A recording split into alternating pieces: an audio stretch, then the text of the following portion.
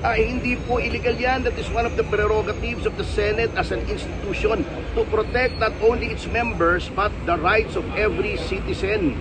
Alam niyo po, this is an assault on the Senate as an institution.